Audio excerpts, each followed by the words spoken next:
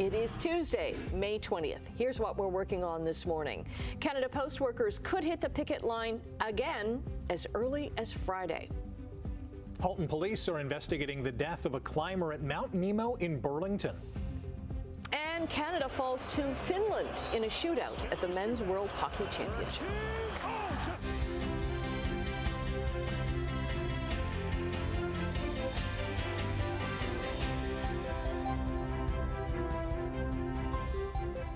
Thanks so much for joining us on this Tuesday morning, the start of the work week for a lot of people. So the road's a little bit busier today. Yeah, I can already see the roads are getting busier. So yesterday we were counting cars as usual.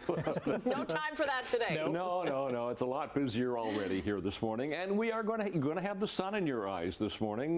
We had the sunshine. The skies finally started to clear yesterday, and we got to 17 degrees. Today a little bit cooler, but lovely sunshine. The sun is up already. The skies have been clear overnight, so that has allowed the temperature to fall into the cool range this morning. We're sitting at 4 in Hamilton right now, and there are some frost advisories in effect for Brantford, for Kitchener, and for Guelph this morning.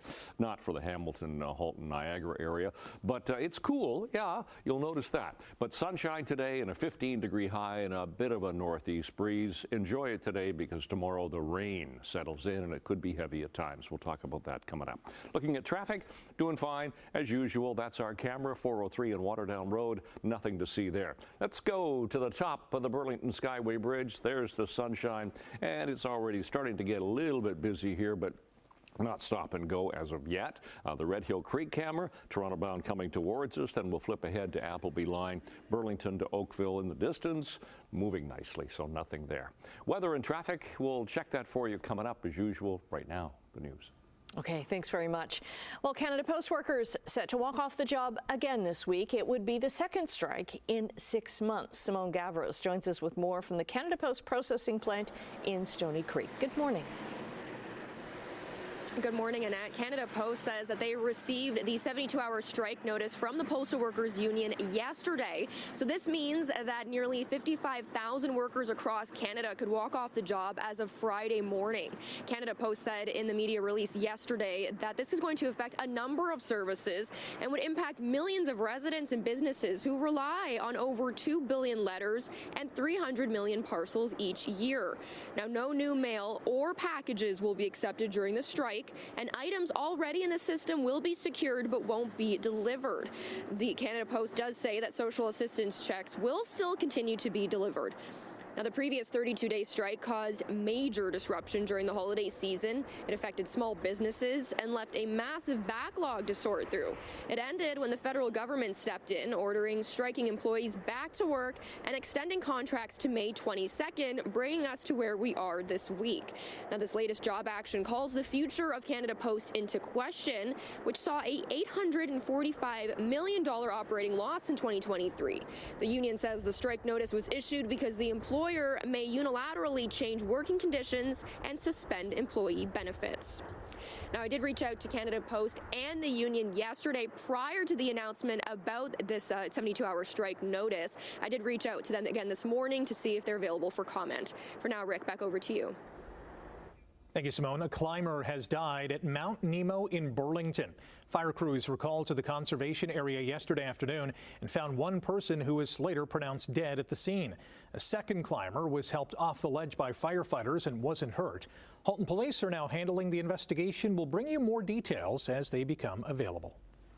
It took crews a number of hours to put out a stubborn fire in Hamilton's North End. Crews were called to the home made up of several rental units at the corner of Simcoe and Houston Streets near James Street north of Barton around 1 yesterday afternoon. When they got there, there were already tall visible flames and a lot of smoke. Now, all of the tenants did make it out safely, but several pets were trapped inside. The fire spread so quickly, those in the building barely had time to react. There was no smoke in the house. And then when I looked at the door, it looked bright red. I opened the door and I slammed it, and the door blew open. And by the time I grabbed my dog off the bed, my bed was on fire. And the time we ran back upstairs, the kitchen was on fire. It's believed the fire started on the back porch before spreading through several units and into the attic. Crews believe the damage is in the millions of dollars, and they say the whole property is likely a write-off. The City of Hamilton says it will continue to deliver water and wastewater services during the ongoing labor disruption. The city is reassuring residents there is no risk to the quality or safety of its drinking water. Striking workers with the Ontario Water and Wastewater Employees Association have been on the picket line for nearly a week now after rejecting the city's contract offer. The workers say they're looking for pay parity and want to get back on the job. We're worried about what's going on in there because we're not there overseeing things. I'm sure that there are people that have an understanding of how things work in the industry, but working in a different facility that you've never been in before, there's going to be a lot of challenges, and we're concerned that the level of service that's being provided to the city at this point is not the same as what we would be giving the city if we were actually doing our jobs. The city says their offer was consistent with agreements negotiated with other city employee groups, and they remain committed to the collective bargaining process and to working with the workers to reach a renewed collective agreement that is fair for workers and fair for taxpayers.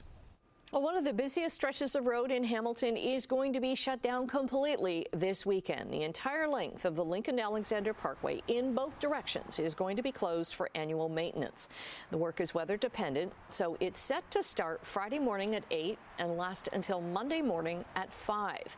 There will be detours on Mohawk Road and Stone Church Road, but those streets are going to be very busy with overflow traffic. So get set for any delays if your travels this weekend take you anywhere on Hamilton Mountain. A number of temporary bridge closures on the Welland Canal are set for this week, starting today. The St. Lawrence Seaway Management Corporation says the closures are for maintenance. The Lakeshore Bridge on Lakeshore Road Bridge 1 in St. Catharines is expected to close from 9 this morning until 4 this afternoon for both pedestrians and vehicles. The Allenburg Bridge, Bridge 11 in Thorold, will close tomorrow, and Bridge 19 in Port Colborne is going to close on Thursday. Well, here's your chance to grow flowers from one of the world's most famous gardens in your own space next spring. The annual tulip bulb sale at the Royal Botanical Gardens in Burlington starts this morning. Mixed assortment bulbs from this year's RBG Tulip Gardens will be sold at the garden's Cherry Hill Gate on Plains Road West. They start at just under $10 a dozen, debit or credit card only. Now, the bulbs are sold with the stock still attached, so you know they've been pulled right from the RBG beds. You're encouraged to bring your own bag. The sale runs from 10 a.m. until 4 p.m. today and tomorrow while supplies last. It's time for Sportsline, and we'll take you overseas, where Canada suffered its first loss at the Men's World Hockey Championship. Adam Fantilli to extend the shootout. Works in. Just missed the backhand, and the Finns win it 2-1 in the shootout. Ellie Tolvanen scored the winning goal in the shootout, and UC Saros made 37 saves as Finland clipped Canada 2-1. 5-1 Canadians will try to bounce back today when they face 6-0 Sweden in Stockholm. The quarterfinals get underway on Thursday. Calgary Stampeders opened the CFL's preseason schedule in BC yesterday with a 26-16 victory over the Lions. Calgary running back Ludovic Choquette rushed for 47 yards and the eventual game-winning touchdown in the third quarter. BC quarterback Nathan Rourke threw just one pass for 7 yards before giving way to former Ticat Jeremiah Masoli, who went 3 for 5 for 43 yards. The Tiger Cats played their first preseason game this Saturday when they host the Argos at a Hamilton Stadium. Forge FC hosts CF Montreal tonight in the opening leg of their Canadian Championship quarterfinal matchup. Kickoff at Hamilton Stadium is at 7 p.m., and the return leg will be held in Montreal on July 9th. The four-time CPL champions bounced the MLS side in last year's quarterfinals. Puck drops on the NHL's Eastern Conference Final tonight when the Carolina Hurricanes host the defending Stanley Cup champion Florida Panthers.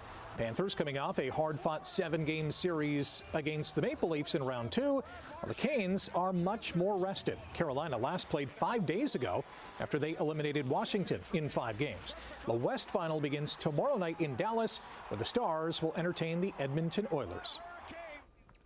Game 1 of the PWHL's Walter Cup Final is on tap tonight in Ottawa as the Charge will try to dethrone the defending champion Minnesota Frost.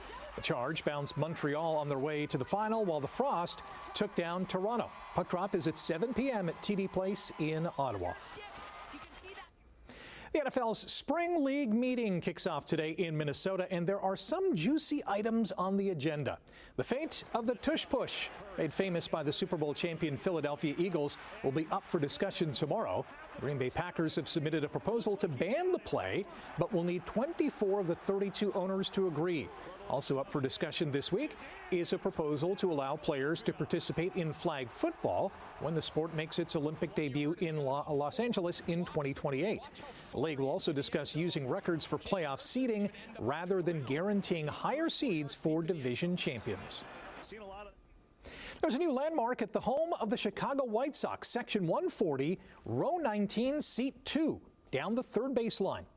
That's where Father Bob, the future Pope Leo XIV, sat for Game 1 of the 2005 World Series. White Sox have unveiled a graphic installation that pays tribute to the new pontiff, and that moment during their last championship run. The pillar artwork features a waving Pope Leo, along with a picture from the TV broadcast of the future Pope sitting with his good friend Ed Schmidt and his grandson, Eddie. When all this transpired, I looked back and I said, is that the Pope next to me? And sure enough, it was, and it was pretty surreal. White Sox will also commemorate the seat the Pope occupied during the 2005 World Series opener, and some are calling it the Holy Corner. What are the odds? All right, it's 11 minutes after 6 o'clock. The sun is up. We're going to have it in your eyes this morning as you're traveling and enjoying it throughout the day. We'll talk about the forecast in a sec. First of all, look at traffic. Doing fine here, 403 and Waterdown Road. We start with our exclusive camera just to show you there's nothing going on in the Hamilton area. I want to go to this MTO traffic camera. This is the Red Hill Creek camera. Getting word of a collision coming off the Red Hill Valley Parkway on the ramp to the Toronto-bound QEW. Now, we're not picking it up on this camera, but we have a report of a collision there. All right, back into St. Catharines. Look at this sunshine, QEW, Niagara. Nothing to see there. Let's flip ahead. This is north of 2, so you're coming off the Skyway Bridge, going past North Shore Boulevard. It's already getting slow, as you can see there. East of Royal Windsor, nothing. And again, at Cooksville Creek, it's just the sun in your eyes. That's about it. No real problem so far with volume on the QEW so far. All right, let's get to our temperature that we have to kick off the day here. Temperature at the moment, we fall into 2 degrees this hour. Oh yeah, that's a chilly start to the morning here, halfway almost getting toward the end of May. So that is way below seasonal for this time of year to start a morning. At least we have the sunshine. The winds are fairly light. Relative humidity is comfortable. And it's mainly, as I said, mainly sunny. But we should have a sunny day for the day. 15 degrees will be the high heading off to school. Pretty nice day, if a touch on the cool side for this time of year. And of course, yes, we will have that northeast wind. Air quality today in the low risk category. Nothing to see there. Low getting closer to us. So not bothering us today. Tonight, we're going to get some clouds. Tomorrow it's rain, and we could get heavy rain tomorrow, maybe 10 to 15 millimeters. And that shower activity is going to stick around for a few days, even into the weekend. But today, temperatures, well, 15, 16, 17 degrees. It should be a sunny day. We'll get some cloud cover rolling in later in the afternoon in advance of a mainly cloudy night tonight. Temperatures, a lot milder, 8, 9, and 10 degrees tonight, so that'll be better. To Brantford into Simcoe, Cayuga, could get a shower overnight. And then tomorrow, here comes the rain, 10 to 15 millimeters. Temperatures tomorrow cooler, 12, 13, 14 degrees for the day. All right, so as you step out the door, 20th morning of May, we've got the sunshine. Temperature, though, is quite a bit cooler than it should be. We're sitting at 2 degrees right now. Long range coming up. Annette, Rick. That means that Emily is looking for a sweater right now. We'll hear from her coming up right after the break. We'll say good morning to her and have a preview of what's to come in Chit Chat. Also in business news, the latest reading for inflation is coming out in just a few hours.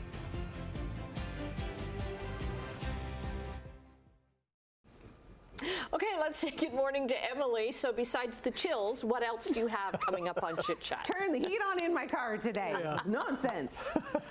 Okay, Tom Cruise's Mission Impossible: The Final Reckoning is finally hitting theaters this weekend, and you guys know that any chance I get to throw Tommy on the screen, I'm going to do it. She's going to do it. I'm going to do it. Okay, sunny days as Sesame Street has found a new home with Netflix. Sorry, I should have said sunny days, sweeping the clouds away. Sorry, I could keep going. Friendly neighbors. Yeah. Except for that Oscar guy. He's a bit of a grouch. Oh, I like Oscar. Yeah, he's fun. He's the best. Okay, and later on, the Garden City Comedy Festival is coming back to St. Catharines, and we will give you a preview of what to expect. Okay, thanks very much. In business news this morning, our dollar is up 5 basis points. It's trading close to 72 cents U.S. Gold is down $4.20 an ounce. Crude oil is up 48 cents this morning, trading over $63 a barrel. Checking midday trading in Europe, markets are up in London, Frankfurt, and Paris by just a bit. Asian markets were up across the board as well. Hong Kong led the rally with triple-digit gains after their central bank announced interest rate cuts. Bay Street was closed for Victoria Day yesterday. On Wall Street, the Dow gained 137 points. The Nasdaq added just 4 points. We're going to find out Canada's latest inflation numbers a little bit later this morning. Economists are forecasting that the annual rate of inflation cooled in April to 1.6%. A drop from 2.3% in March. Last month, the new Liberal government stopped the consumer carbon price. That lowered the price of gas. And April was also the first full month of tariffs between Canada and the United States. StatsCan usually releases the inflation rate numbers just before 8:30, so we'll have them by the end of the show. Wine lovers could soon be seeing more Ontario-made products at LCBOs across the province, thanks to new funding from the provincial government. In the 2025 budget unveiled last week, the Ford government pledged up to $35 million a year for the next 5 years to support Ontario grape farmers and wine producers. Carolyn Hurst, the co-founder of Westcott Vineyards in Lincoln, says the funding will help businesses like hers. We're going to make some absolutely stunning, beautiful wines from our Ontario grown grapes, and the programs are going to help us with that. On the winemaking side, we're investing money in additional capacity for winemaking processes. Hurst adds you will likely be seeing a great variety of Ontario products on store shelves as the Ministry of Finance is encouraging the LCBO to look at smaller local producers. A company that owns Guinness says Donald Trump's tariffs could hurt their profits. Diageo, which also makes Johnny Walker whiskey, says the U.S. tariffs might cost them the equivalent of $150 million U.S. a year. In April, Donald Trump put a 10% tariff on almost all goods imported into the United States. After markets took a hit, Trump paused some tariffs for 90 days, but he kept that 10% baseline. The British spirits company is affected by the tariffs from Britain and the European Union, but Diageo's Canadian whiskey brands are exempt. The company now plans to cut $500 million in costs by 2028 to boost its cash flow. Britain and the European Union have held a new chapter in their relationship. They've signed fresh agreements on defense cooperation and easing trade flows at their first formal summit since Brexit. British Prime Minister Keir Starmer said the deals will slash red tape, grow the British economy, and reset relations with the 27-nation trade bloc. The EU is the UK's largest trading partner. But the British government says the UK has seen a 21% drop in exports since Brexit because of more onerous paperwork and other non-tariff barriers. The European Commission president called the talks a historic moment that benefits both sides. Okay, 6:20 right now. We're going to take a quick break. Brian is going to be back with your traffic and your 7-day forecast. We're looking for a little bit of warmth. Please. 6:23, it's a sunny Tuesday morning and back at it after our first long weekend of the essential summer season. It's not summer yet, but getting there. It certainly doesn't feel like summer this morning. Here's the QEW Red Hill Creek. I want to show this camera once again because we're getting word of a collision coming down the Red Hill Valley Parkway on the ramp going to the Toronto-bound QEW, but we're not picking it up on this particular camera, so it is there. Lovely sunshine, no volume, QEW Ontario, St. Catharines. Oh, it's busy. busy top of the Burlington Skyway Bridge already. Nothing at Appleby. Looks good at Erin Mills Parkway. 403 through Mississauga doing fine. So not a lot there. Temperature in Hamilton. Now, I will agree with Emily. A little bit of heat this morning will feel good in the car. It's sitting at 2 in Hamilton right now. 3 for Mississauga. 6 Toronto. 7 into Grimsby at the moment. Seasonals, 9 for the overnight low. So that's where we figure we should be to start a morning, and we're at 2. 20 for the daytime high. We didn't get there yesterday. We won't get there today. Those are our sun times and seasonals and records for today as well. And for school today, back to school, 9 degrees for the first bell. 15, a little bit of cloud cover starting to move in for the afternoon. So today it'll be a nice, bright, sunny day. As I said, bit of cloud cover for the afternoon. It'll become cloudy overnight, temperature down to 8, so milder. Tomorrow, 12 degrees, cooler day, but rain. And we could get 10 to 15 millimeters during the day tomorrow. And then it showers for a couple of days. Thursday and Friday, temperatures cool at 13 degrees. We climb a bit, but stays cloudy Saturday. And then some sun comes back for Sunday into Monday. It's your forecast. Annette, Rick. Thank you, Brian. A new sleep study has found people who rely on the snooze button should avoid using it. So these researchers are quoted in a study in the journal Scientific Reports saying that the minutes just before you wake up are the most important phase of sleep. That's when rapid eye movement, or REM, is at its peak. They say snoozing your alarm interrupts that and suggest setting your alarm for the latest possible time and then committing to getting out of bed the first time it goes off. This has sparked so much discussion in our newsroom as we were here at like 4 o'clock, right, when everybody was chatting. Okay, so I'm going to guess that you are not a snoozer. I am anti-snooze. Yeah. I think the introduction of the snooze button was a bane in our existence. Because listen, the alarm clock has one purpose, to wake you up. Not wake you up gradually. It's to wake up and let's go. Okay, yeah. And you're on the other side of the equation. I am on the other side, and I'm trying to stop. I'm trying to stop. So you're ruining your REM. Yeah, yeah. So, but I've set my clock ahead, but I still do the math in the morning. Okay. It's like, oh yeah, I'm 6 minutes ahead, so I've got 6 minutes, and yeah, it's too early in the day to do math. Way too early. Okay, so I will commit to setting my alarm clock to the proper time. As late as possible. I promise. Okay. Okay. Stay with us. More to come after the break. Don't hit that snooze button. Gonna hit snooze.